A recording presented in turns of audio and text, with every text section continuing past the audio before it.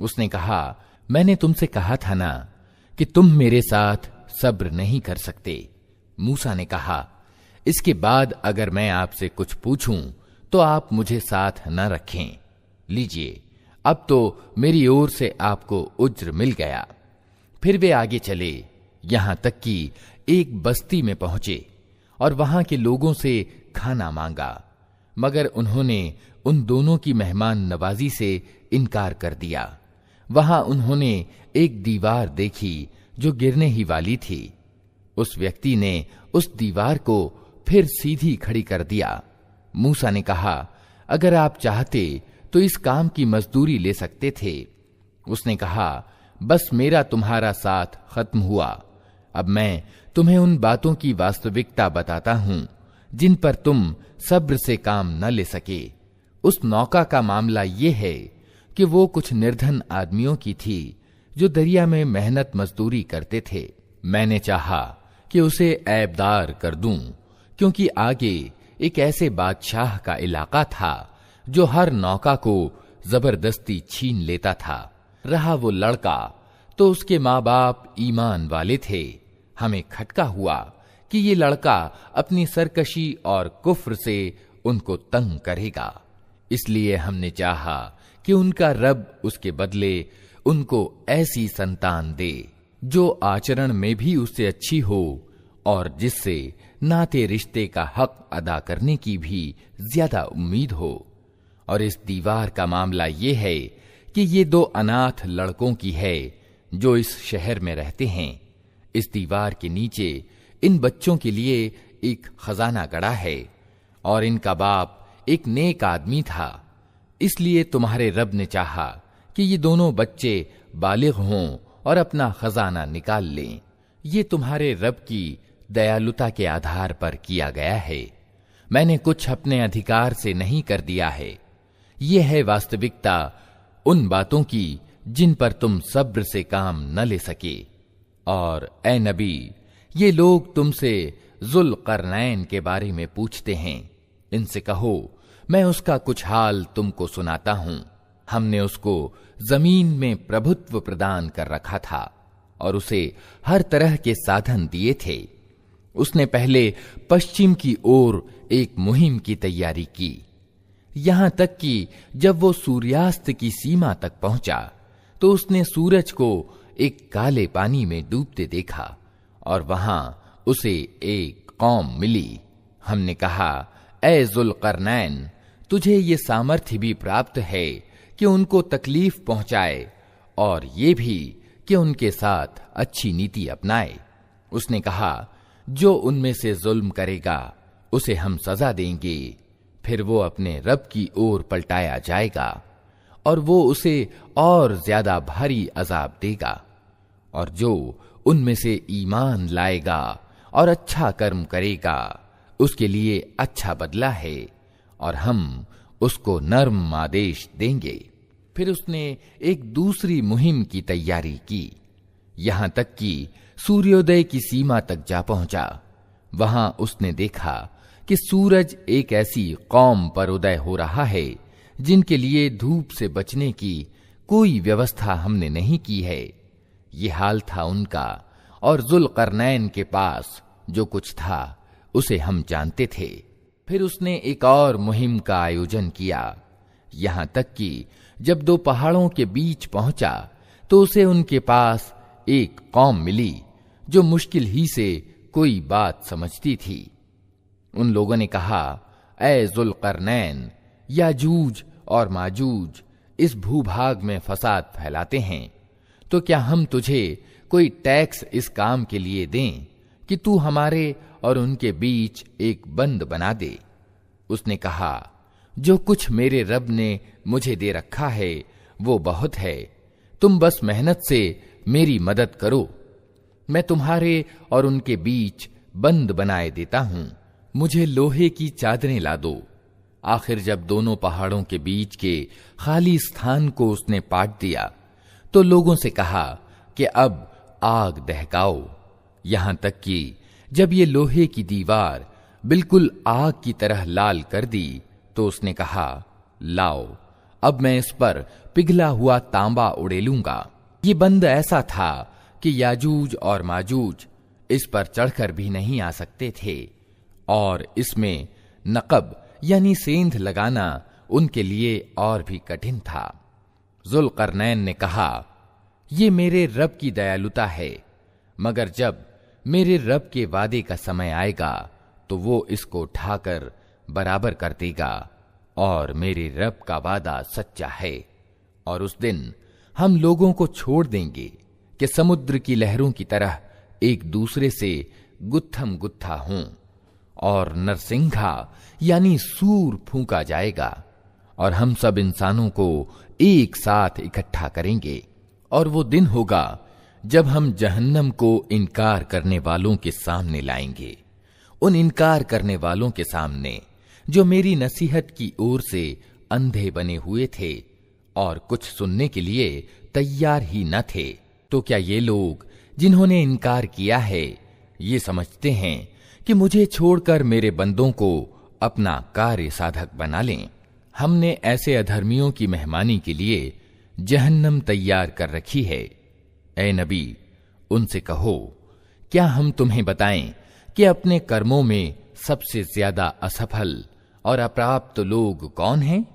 वे कि दुनिया की जिंदगी में जिनकी सारी कोशिश सीधे मार्ग से भटकी रही और वे समझते रहे कि वे सब कुछ ठीक कर रहे हैं।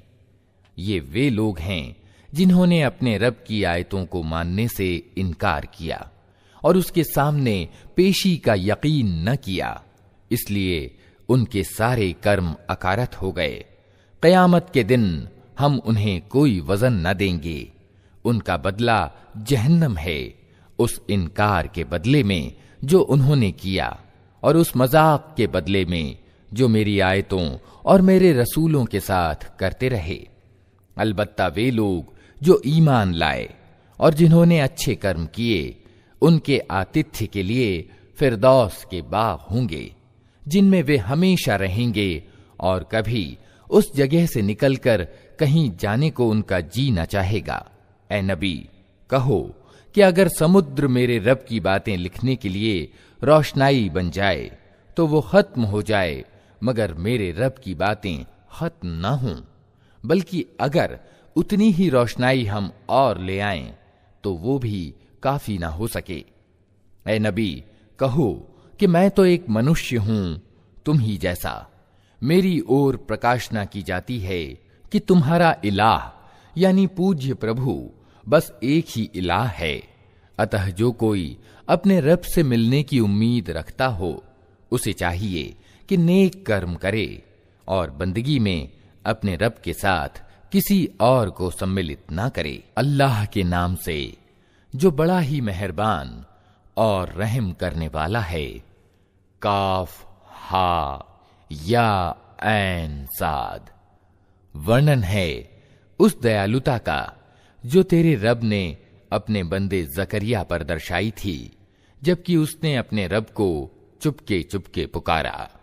उसने निवेदन किया, ऐ पालनहार, मेरी हड्डियां तक घुल गई हैं और सिर बुढ़ापे से भड़क उठा है। ऐ पालनहार, मैं कभी तुझसे दुआ मांगकर असफल नहीं रहा। मुझे अपने पीछे अपने भाई बंधुओं की बुराइयों का डर है और मेरी बीवी बांझ है। तू मुझे अपने विशेष अनुग्रह से एक उत्तराधिकारी प्रदान कर दे, जो मेरा उत्तराधिकारी भी हो और याकूब के कुल का भी उत्तराधिकारी हो। और ऐ पालनहार, उसको एक प्रिय इंसान बना। जवाब दिया गया, ऐ जकरिया, हम तुझे एक लड़के की खुशखबरी देते हैं जिसका नाम यहया होगा। हमने इस नाम का कोई आदमी इससे पहले पैदा नहीं किया। निवेदन किया, पालनहार, भला मेरे यहां कैसे बेटा होगा जबकि मेरी बीवी बांझ है और मैं बूढ़ा होकर सूख चुका हूं। जवाब मिला, ऐसा ही होगा। तेरा रब कहता है कि ये तो मेरे लिए एक तनिक सी बात है। आखिर इससे पहले मैं तुझे पैदा कर चुका हूं जबकि तू कोई चीज न था। जकरिया ने कहा, पालनहार, मेरे लिए कोई निशानी निश्चित कर दे। कहा, तेरे लिए निशानी ये है कि तू लगातार 3 दिन लोगों से बात ना कर सके। अतः वो मेहराब से निकलकर अपनी कौम के लोगों के सामने आया और उसने इशारे से उनको आदेश दिया कि सुबह और शाम तस्बीह करो। ए यहया, किताब को मजबूत थाम ले।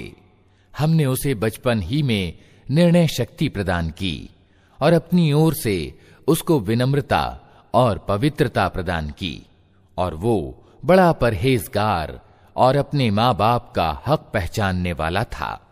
वो जाबिर यानी सरकश न था और न अवज्ञाकारी।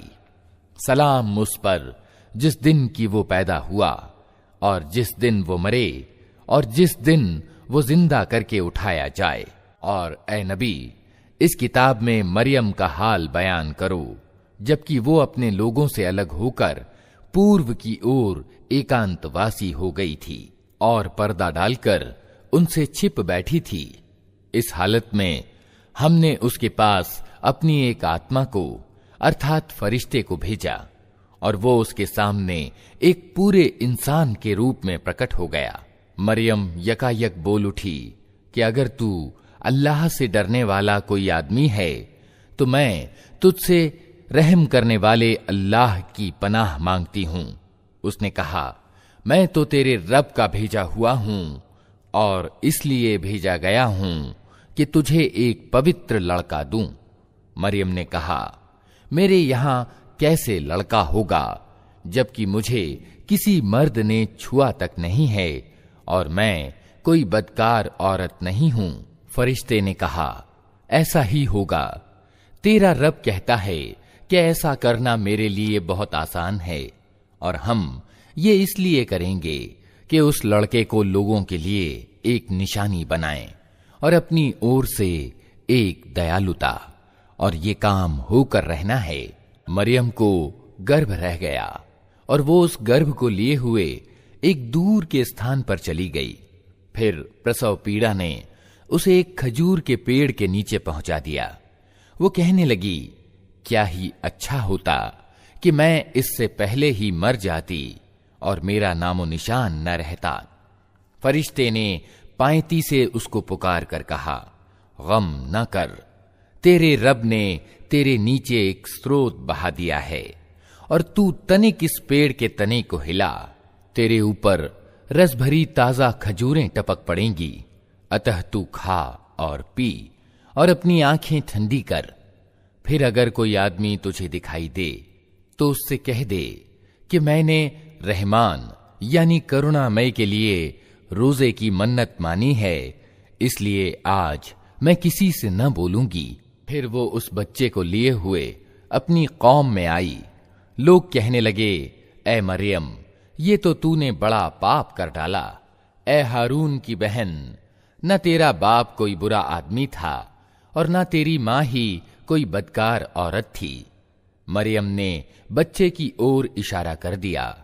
लोगों ने कहा, हम इससे क्या बात करें जो पालने में पड़ा हुआ एक बच्चा है। बच्चा बोल उठा, मैं अल्लाह का बंदा हूं। उसने मुझे किताब दी और नबी बनाया और बरकत वाला किया। जहां भी मैं रहूं और नमाज और ज़कात की पाबंदी का हुक्म दिया जब तक मैं जिंदा रहूं, और अपनी मां का हक अदा करने वाला बनाया और मुझको जालिम और अत्याचारी नहीं बनाया। सलाम है मुझ पर जबकि मैं पैदा हुआ और जबकि मैं मरूं और जबकि जिंदा करके उठाया जाऊं। ये है मरियम का बेटा ईसा, और ये है उसके बारे में सच्ची बात जिसमें लोग शक कर रहे हैं। अल्लाह का ये काम नहीं कि वो किसी को अपना बेटा बनाए।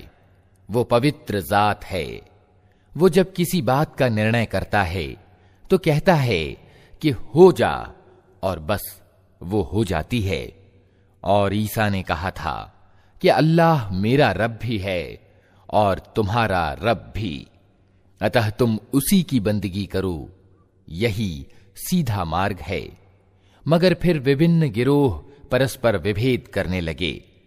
अतः जिन लोगों ने इनकार किया उनके लिए वो समय बड़ी तबाही का होगा जबकि वे एक बड़ा दिन देखेंगे।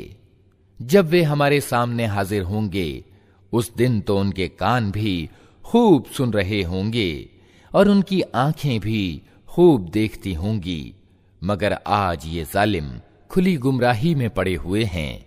ऐ नबी, इस हालत में जबकि ये लोग बेसुध हैं और ईमान नहीं ला रहे हैं, उन्हें उस दिन से डरा दो जबकि फैसला कर दिया जाएगा और पछतावे के सिवा कोई उपाय न होगा। आखिरकार हम ही जमीन और उसकी सारी चीजों के वारिस होंगे और सब हमारी ही ओर पलटाए जाएंगे। और इस किताब में इब्राहीम का किस्सा बयान करो। बेशक वो एक सच्चा इंसान और एक नबी था।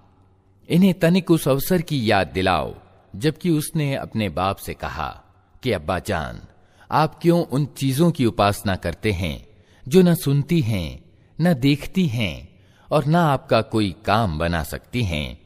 अब्बा जान, मेरे पास एक ऐसा ज्ञान आया है जो आपके पास नहीं आया। आप मेरे पीछे चलें, मैं आपको सीधा मार्ग बताऊंगा। अब्बा जान, आप शैतान की बंदगी न करें। शैतान तो रहमान अर्थात करुणामय का अवज्ञाकारी है। अब्बा जान, मुझे डर है कि कहीं आप रहमान यानी करुणामय के अजाब में ग्रस्त न हो जाएं और शैतान के साथी बनकर रहें। बाप ने कहा, इब्राहीम, क्या तू मेरे उपास्यों से फिर गया है?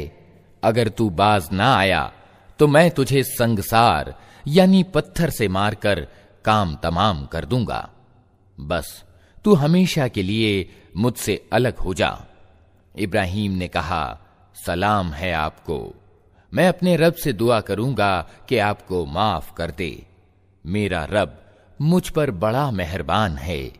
मैं आप लोगों को भी छोड़ता हूं और उन हस्तियों को भी जिन्हें आप लोग अल्लाह को छोड़कर पुकारा करते हैं। मैं तो अपने रब ही को पुकारूंगा। उम्मीद है कि मैं अपने रब को पुकार कर नामुराद न रहूंगा। तो जब वो उन लोगों से और अल्लाह के अतिरिक्त उनके अन्य उपास्यों से जुदा हो गया तो हमने उसको इसहाक और याकूब जैसी औलाद दी और हर एक को नबी बनाया और उन पर अपनी दयालुता दर्शाई और उनको सच्ची ख्याति प्रदान की। और चर्चा करो इस किताब में मूसा की। वो एक चुना हुआ व्यक्ति था और रसूल नबी था। हमने उसको तूर की दाहिनी ओर से पुकारा और रहस्य की बातचीत से उसको सामीप्य प्रदान किया और अपनी दयालुता से उसके भाई हारून को नबी बनाकर उसे सहायक के रूप में दिया। और इस किताब में इस्माइल की चर्चा करो। वो वादे का सच्चा था और रसूल नबी था। वो अपने घर वालों को नमाज और ज़कात का हुक्म देता था और अपने रब की दृष्टि में एक पसंदीदा इंसान था। और इस किताब में इदरीस की चर्चा करो। वो एक सत्यवादी मनुष्य और एक नबी था और उसे हमने उच्च स्थान पर उठाया था। ये वे पैगंबर हैं जो अल्लाह के कृपा पात्र हुए आदम की संतान में से और उन लोगों की नस्ल से जिन्हें हमने नूह के साथ नाव में सवार किया था, और इब्राहीम की नस्ल से और इसराइल की नस्ल से। और ये उन लोगों में से थे जिनको हमने मार्ग दिखाया और चुन लिया। उनका हाल ये था कि जब रहमान यानी करुणामय की आयतें उनको सुनाई जाती तो रोते हुए सजदे में गिर जाते थे। फिर उनके बाद वे बुरे लोग उनके उत्तराधिकारी हुए जिन्होंने नमाज को गवाया और मन की इच्छाओं के पीछे चले। अतः करीब है कि गुमराही के परिणाम का उन्हें सामना करना पड़े।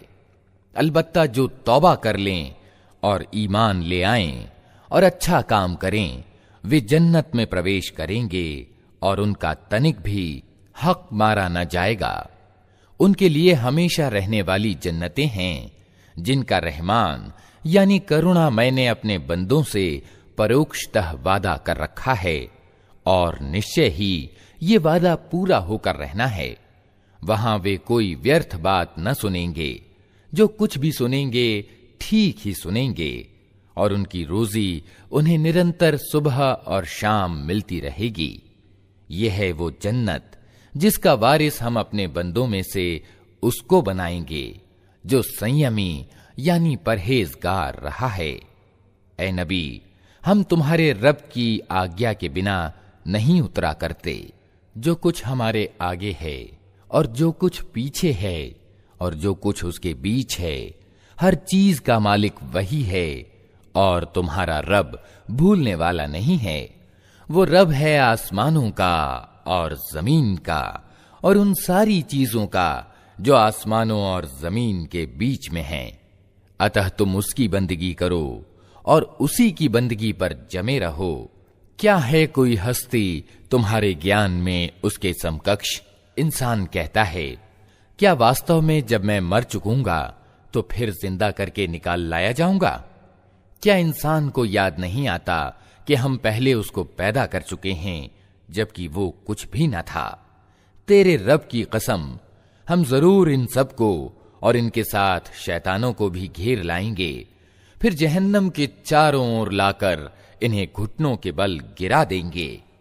फिर हर गिरोह में से हर उस व्यक्ति को छांट लेंगे जो रहमान यानी करुणामय के मुकाबले में ज्यादा सरकश बना हुआ था।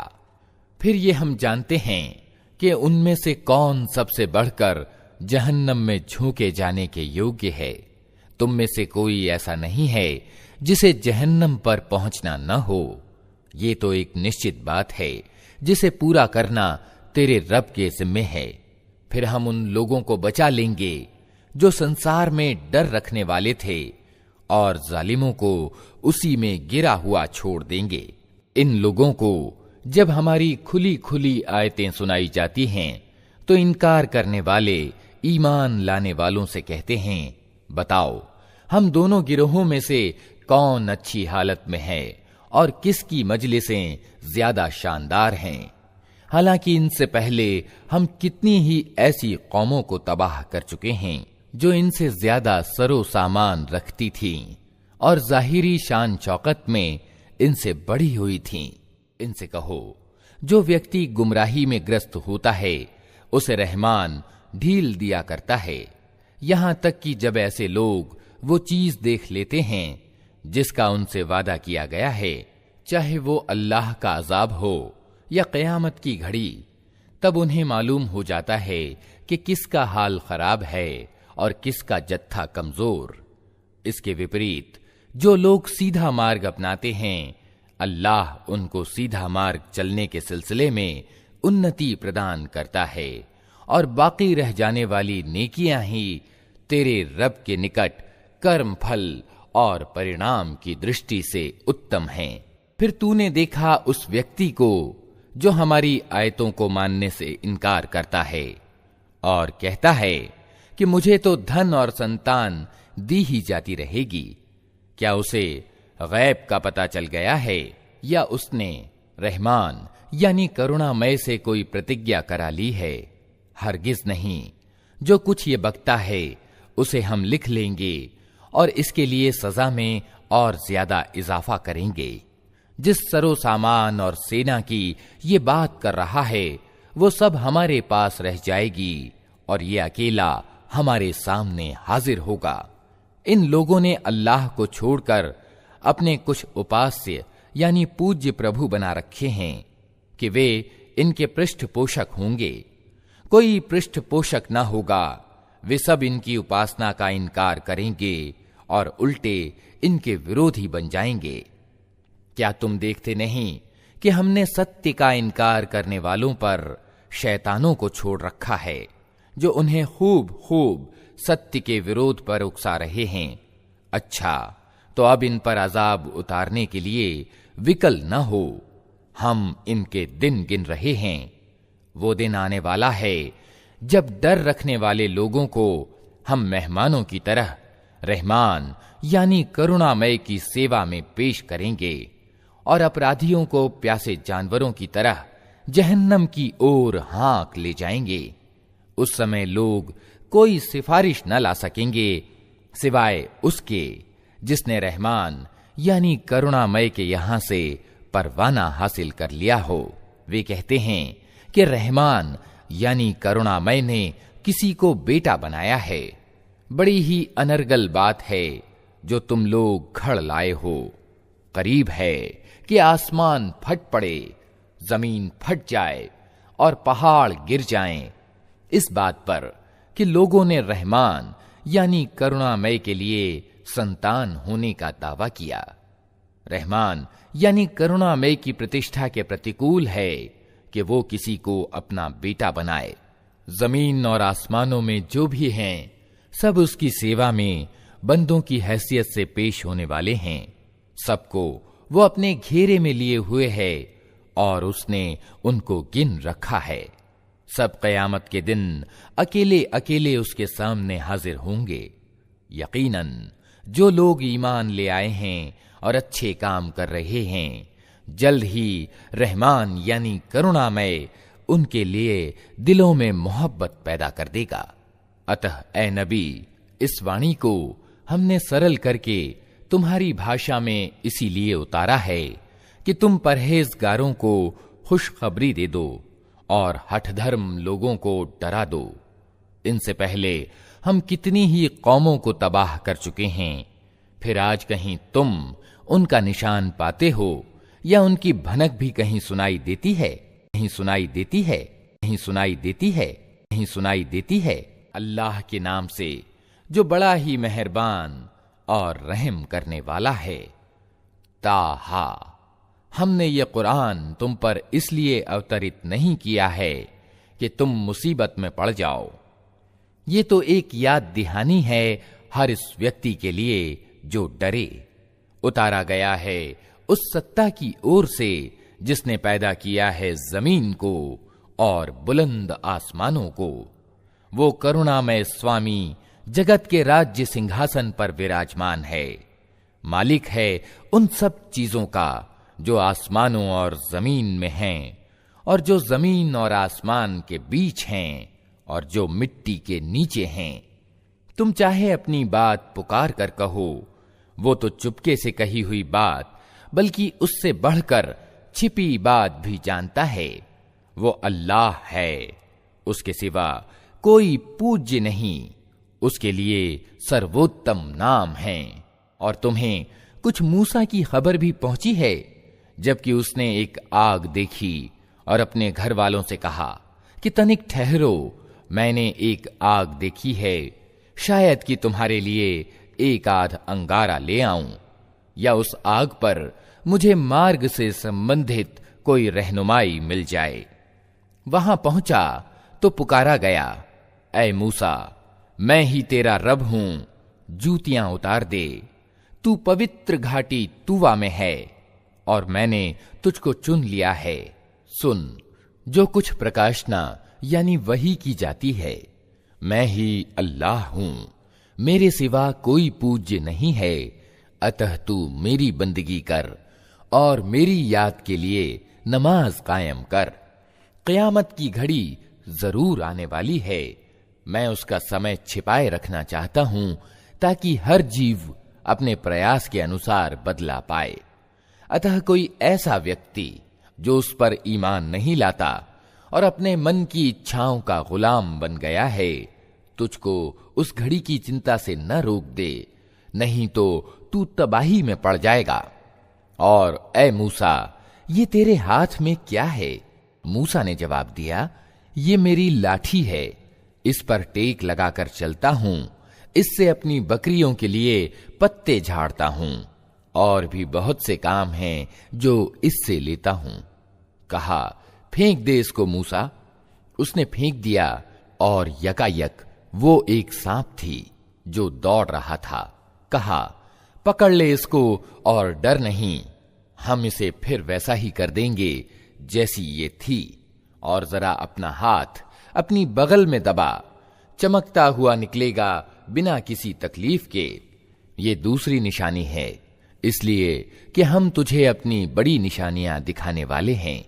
अब तू फिरौन के पास जा, वो सरकश हो गया है मूसा ने निवेदन किया, पालनहार, मेरा सीना खोल दे और मेरे काम को मेरे लिए आसान कर दे और मेरी जबान की गिरह सुलझा दे, ताकि लोग मेरी बात समझ सकें और मेरे लिए मेरे अपने कुटुंब से एक वजीर नियुक्त कर दे। हारून जो मेरा भाई है, उसके द्वारा मेरा हाथ मजबूत कर और उसको मेरे काम में शरीक कर दे, ताकि हम अच्छी तरह तेरी पवित्रता का वर्णन करें और अच्छी तरह तेरी चर्चा करें। तू हमेशा हमारी निगहबानी करता रहा है। कहा, दिया गया जो तूने मांगा ऐ मूसा। हमने फिर एक बार तुझ पर उपकार किया। याद कर वो समय जबकि हमने तेरी मां को इशारा किया, ऐसा इशारा जो प्रकाशना यानी वही के द्वारा ही किया जाता है कि इस बच्चे को संदूक में रख दे और संदूक को दरिया में छोड़ दे। दरिया उसे तट पर फेंक देगा और उसे मेरा दुश्मन और इस बच्चे का दुश्मन उठा लेगा। मैंने अपनी ओर से तुझ पर प्रेम डाल दिया और ऐसा प्रबंध किया कि तू मेरी देख रेख में पाला जाए। याद कर, जबकि तेरी बहन चल रही थी, फिर जाकर कहती है, मैं तुम्हें उसका पता दूं जो इस बच्चे का पालन पोषण अच्छी तरह करे। इस तरह हमने तुझे फिर तेरी मां के पास पहुंचा दिया, ताकि उसकी आंख ठंडी रहे और वो गमगीन न हो। और ये भी याद कर कि तूने एक व्यक्ति को कत्ल कर दिया था। हमने तुझे उस फंदे से निकाला और तुझे विभिन्न आजमाइशों से गुजारा, और तू मदयन के लोगों में कई वर्ष ठहरा रहा। फिर अब ठीक अपने समय पर तू आ गया है ऐ मूसा। मैंने तुझको अपने काम का बना लिया है। जा, तू और तेरा भाई मेरी निशानियों के साथ, और देखो तुम मेरी याद में कोताही न करना। जाओ तुम दोनों फिरौन के पास कि वो सरकश हो गया है, उससे नरमी के साथ बात करना, शायद कि वो नसीहत कबूल करे या डर जाए। दोनों ने निवेदन किया, पालनहार, हमें अंदेशा है कि वो हम पर ज्यादती करेगा या पिल पड़ेगा। कहा, डरो मत, मैं तुम्हारे साथ हूं, सब कुछ सुन रहा हूं और देख रहा हूं। जाओ उसके पास और कहो कि हम तेरे रब के भेजे हुए हैं। बनी इस्राएल को हमारे साथ जाने के लिए छोड़ दे और उनको तकलीफ न दे। हम तेरे पास तेरे रब की निशानी लेकर आए हैं, और सलामती है उसके लिए जो सीधे मार्ग का अनुसरण करे। हमको प्रकाशना यानी वही से बताया गया है कि अजाब है उसके लिए जो झुठलाए और मुंह मोड़े। फिरौन ने कहा, अच्छा, तो फिर तुम दोनों का रब कौन है ऐ मूसा? मूसा ने जवाब दिया, हमारा रब वो है जिसने हर चीज को उसकी आकृति प्रदान की, फिर उसको रास्ता बताया। फिरौन बोला, और पहले जो नस्लें गुजर चुकी हैं उनकी फिर क्या हालत थी? मूसा ने कहा, उसका ज्ञान मेरे रब के पास एक लेख में सुरक्षित है। मेरा रब न चूकता है न भूलता है। वही जिसने तुम्हारे लिए जमीन का बिछौना बिछाया और उसमें तुम्हारे चलने को रास्ते बनाए और ऊपर से पानी बरसाया, फिर इसके द्वारा विभिन्न प्रकार की उपज निकाली। खाओ और अपने जानवरों को भी चराओ। यकीनन इसमें बहुत सी निशानियां हैं बुद्धि रखने वालों के लिए। इसी जमीन से हमने तुमको पैदा किया है, इसी में हम तुम्हें वापस ले जाएंगे और इसी से तुमको दोबारा निकालेंगे। हमने फिरौन को अपनी सभी निशानियां दिखाईं, मगर वो झुठलाए चला गया और न माना। कहने लगा, ऐ मूसा, क्या तू हमारे पास इसलिए आया है कि अपने जादू के बल से हमको हमारे देश से निकाल बाहर करे? अच्छा, हम भी तेरे मुकाबले में वैसा ही जादू लाते हैं। तय कर ले कब और कहां मुकाबला करना है। न हम इस प्रस्ताव से फिरेंगे, न तू फिरना, खुले मैदान में सामने आ जा। मूसा ने कहा, उत्सव का दिन तय हुआ और दिन चढ़े लोग इकट्ठे हों। फिरऔन ने पलटकर अपने सारे हथकंडे जुटाए और मुकाबले में आ गया। मूसा ने ठीक अवसर पर मुकाबिल गिरोह को संबोधित करके कहा, शामत के मारो, न झूठी तोहमतें बांधो अल्लाह पर, नहीं तो वो एक कठोर अजाब से तुम्हारा सत्यानाश कर देगा। झूठ जिसने भी खड़ा वो असफल हुआ। ये सुनकर उनके बीच मतभेद हो गया और वे चुपके चुपके आपस में मशवरा करने लगे। आखिरकार कुछ लोगों ने कहा कि ये दोनों तो सिर्फ जादूगर हैं। इनका उद्देश्य ये है कि अपने जादू के बल से तुमको तुम्हारी जमीन से बेदखल कर दें और तुम्हारी आदर्श जीवन प्रणाली का अंत कर दें। तो अपने सारे उपाय आज जुटा लो और एकजुट होकर मैदान में आओ। बस ये समझ लो कि आज जो प्रभावी रहा वही जीत गया। जादूगर बोले, मूसा, तुम फेंकते हो या पहले हम फेंकें? मूसा ने कहा, नहीं, तुम ही फेंको। अचानक उनकी रस्सियां और उनकी लाठियां उनके जादू के जोर से मूसा को दौड़ती हुई महसूस होने लगीं और मूसा अपने दिल में डर गया। हमने कहा, मत डर, तू ही प्रभावी रहेगा। फेंक जो कुछ तेरे हाथ में है, अभी इनकी सारी बनावटी चीजों को निगले जाता है। ये जो कुछ बनाकर लाए हैं ये तो जादूगर का फरेब है और जादूगर कभी सफल नहीं हो सकता, चाहे किसी शान से वो आए। अंत में यही हुआ कि सारे जादूगर सजदे में गिरा दिए गए और पुकार उठे, मान लिया हमने हारून और मूसा के रब को। फिरौन ने कहा, तुमने उसे मान लिया इससे पहले कि मैं तुम्हें इसकी इजाजत देता। मालूम हो गया कि ये तुम्हारा गुरु है जिसने तुम्हें जादूगरी सिखाई थी। अच्छा, अब मैं तुम्हारे हाथ पांव विपरीत दिशाओं से कटवाता हूं और खजूर के तनों पर तुमको सूली देता हूं। फिर तुम्हें पता चल जाएगा कि हम दोनों में से किसका अजाब ज्यादा कठोर और ज्यादा स्थायी है। अर्थात मैं तुम्हें ज्यादा सख्त सजा दे सकता हूं या मूसा। जादूगरों ने जवाब दिया, कसम है उस सत्ता की जिसने हमें पैदा किया है, यह हरगिज नहीं हो सकता कि हम प्रत्यक्ष निशानियां सामने आ जाने के बाद भी सत्य की अपेक्षा तुझे प्राथमिकता दें। तू जो कुछ करना चाहे कर ले। तू ज्यादा से ज्यादा बस इसी दुनिया की जिंदगी का फैसला कर सकता है।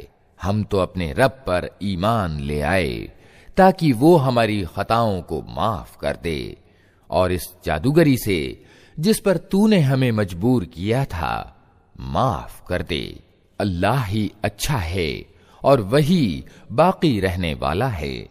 वास्तविकता यह है कि जो अपराधी बनकर अपने रब के सामने हाजिर होगा उसके लिए जहन्नम है जिसमें ना वो जिएगा न मरेगा, और जो उसके सामने ईमान वाले यानी मोमिन के रूप में हाजिर होगा जिसने अच्छे काम किए होंगे, ऐसे सब लोगों के लिए ऊंचे दर्जे हैं। सदाबहार बाग हैं जिनके नीचे नहरें बह रही होंगी, उनमें वे हमेशा रहेंगे। ये बदला है उस व्यक्ति का जो पवित्रता अपनाए। हमने मूसा पर प्रकाशना यानी वही की कि अब रातों रात मेरे बंदे को लेकर चल पड़ और उनके लिए समुद्र में सूखी सड़क बना ले।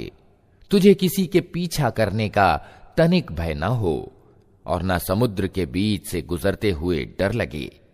पीछे से फिरौन अपनी सेना लेकर पहुंचा और फिर समुद्र उन पर छा गया जैसे कि छा जाने का हक था। फिरौन ने अपनी कौम वालों को पथभ्रष्ट ही किया था, कोई ठीक मार्ग नहीं दिखाया था।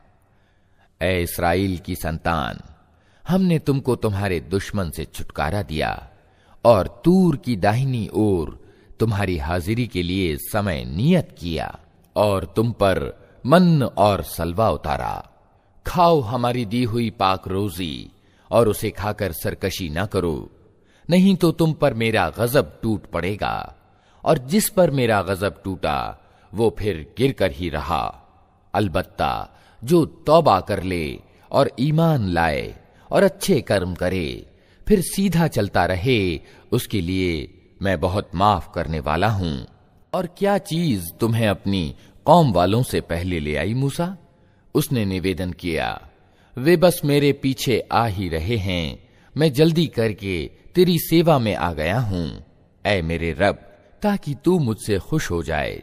कहा, अच्छा तो सुनो, हमने तुम्हारे पीछे तुम्हारी कौम को आजमाइश में डाल दिया और सामिरी ने उन्हें पथभ्रष्ट कर डाला।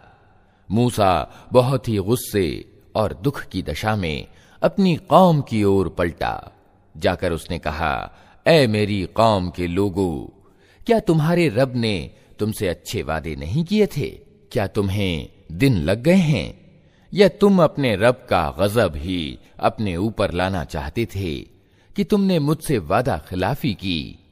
उन्होंने उत्तर दिया, हमने आपसे वादा खिलाफी कुछ अपने अधिकार से नहीं की।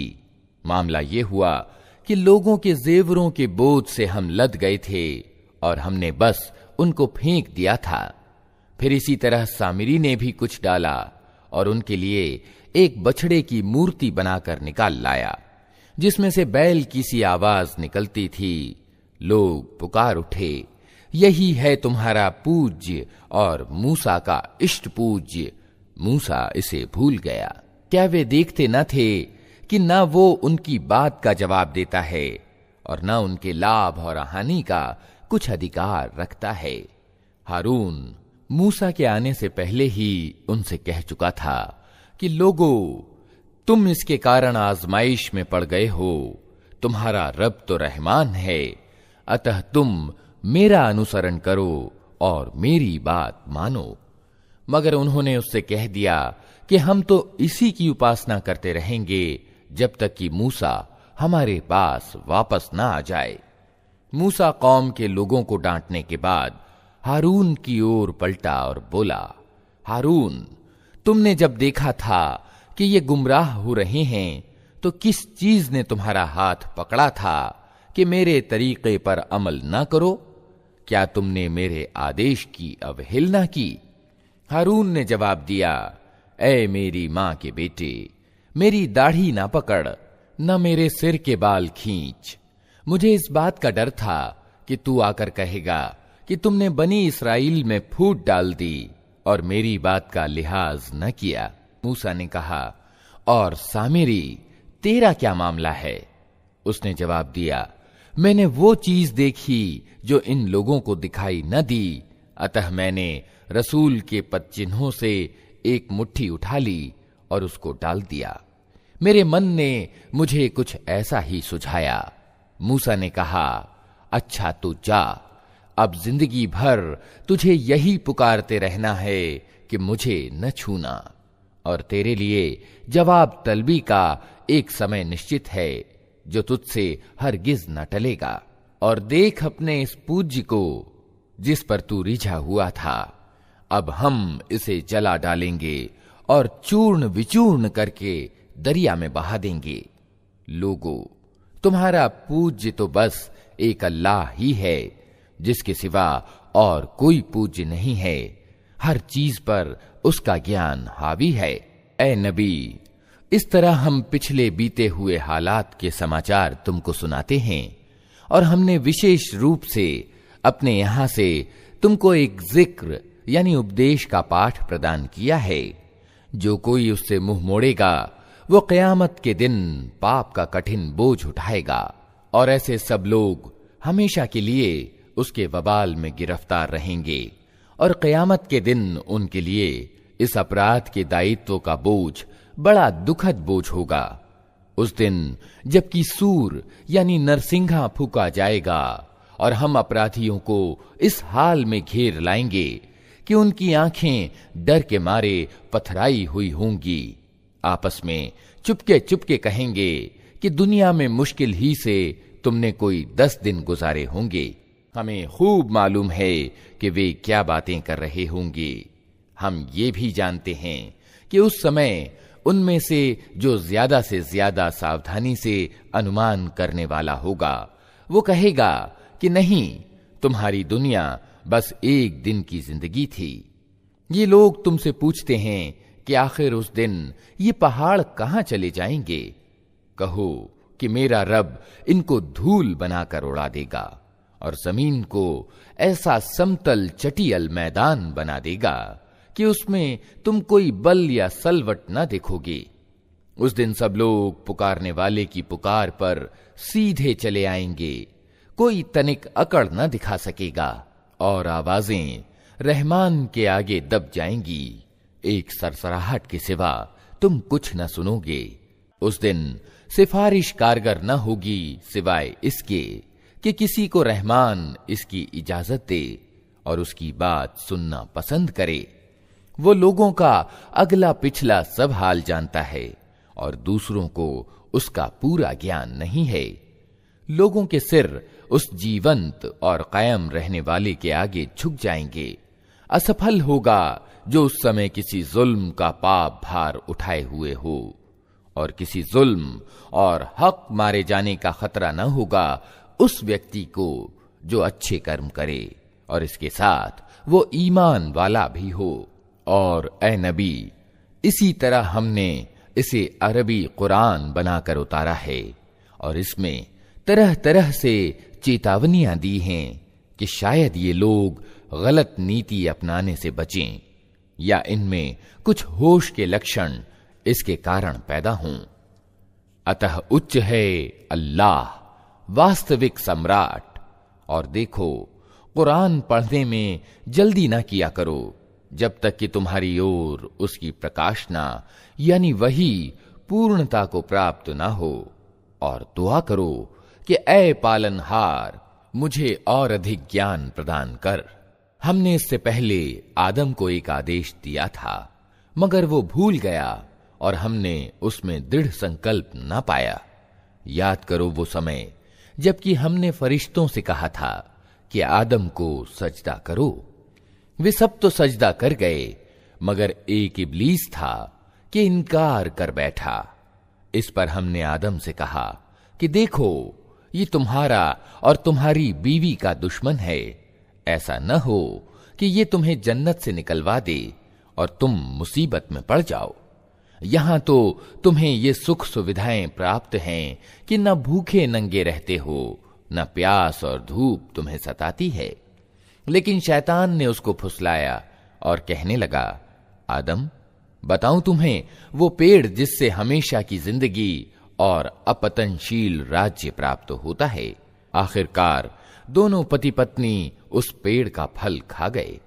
नतीजा ये हुआ कि तुरंत ही उनके गुप्तांग एक दूसरे के आगे खुल गए और लगे दोनों अपने आप को जन्नत के पत्तों से ढांकने।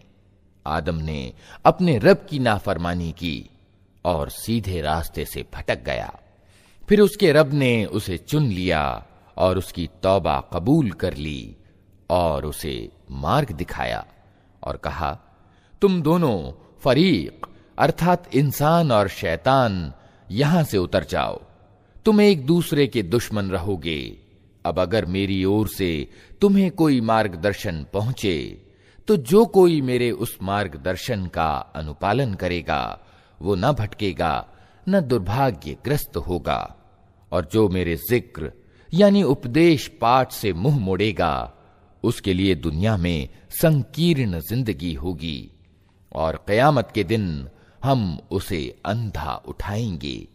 वो कहेगा, पालनहार, दुनिया में तो मैं आंखों वाला था, यहां मुझे अंधा क्यों उठाया? अल्लाह कहेगा, हां, इसी तरह तू हमारी आयतों को जबकि वे तेरे पास आई थीं तूने भुला दिया, उसी तरह आज तू भुलाया जा रहा है। इस तरह हम सीमा से आगे निकलने वाले और अपने रब की आयतों को न मानने वाले को दुनिया में बदला देते हैं, और आखिरत का अजाब तो ज्यादा कठोर और ज्यादा स्थायी है। फिर क्या इन लोगों को इतिहास की इस शिक्षा से कोई मार्ग न मिला कि इनसे पहले कितनी ही कौमों को हम तबाह कर चुके हैं, जिनकी बर्बाद बस्तियों में आज ये चलते फिरते हैं। वास्तव में इसमें बहुत सी निशानियां हैं उन लोगों के लिए जो ठीक समझ रखने वाले हैं। अगर तेरे रब की ओर से एक बात पहले निश्चित न कर दी गई होती और मोहलत की एक अवधि नियत न की जा चुकी होती तो जरूर इनका भी फैसला चुका दिया जाता। अतः ए नबी, जो बातें ये लोग बनाते हैं उन पर सब्र करो और अपने रब के गुणगान एवं प्रशंसा के साथ उसकी बड़ाई बयान करो। सूरज निकलने से पहले और सूरज डूबने से पहले और रात की घड़ियों में भी तस्बीह करो और दिन के किनारों पर भी, शायद कि तुम राजी हो जाओ। और निगाह उठाकर भी ना देखो दुनिया की जिंदगी की उस शान शौकत को जो हमने इनमें से विभिन्न तरह के लोगों को दे रखी है। वो तो हमने उन्हें आजमाइश में डालने के लिए दी है और तेरे रब की दी हुई हलाल रोजी ही ज्यादा अच्छी और ज्यादा स्थायी है। अपने घर वालों को नमाज के लिए कहो और खुद भी उसके पाबंद रहो। हम तुमसे कोई रोजी नहीं चाहते, रोजी तो हम ही तुम्हें दे रहे हैं और परिणाम की भलाई धर्म परायणता यानी तकवा ही के लिए है। वे कहते हैं कि ये व्यक्ति अपने रब की ओर से कोई निशानी यानी चमत्कार क्यों नहीं लाता, और क्या उनके पास अगली पुस्तकों यानी सहीफों की समस्त शिक्षाओं का स्पष्ट बयान नहीं आ गया। अगर हम उसके आने से पहले इनको किसी अजाब से तबाह कर देते तो फिर यही लोग कहते कि ऐ हमारे रब, तूने हमारे पास कोई रसूल क्यों न भेजा कि अपमानित और तिरस्कृत होने से पहले ही हम तेरी आयतों का अनुपालन कर लेते। ऐ नबी, उनसे कहो हर एक अंजाम के इंतजार में है, अतः अब इंतजार करो, जल्द ही तुम्हें मालूम हो जाएगा कि कौन सीधे मार्ग पर चलने वाले हैं और कौन मार्ग पाए हुए हैं।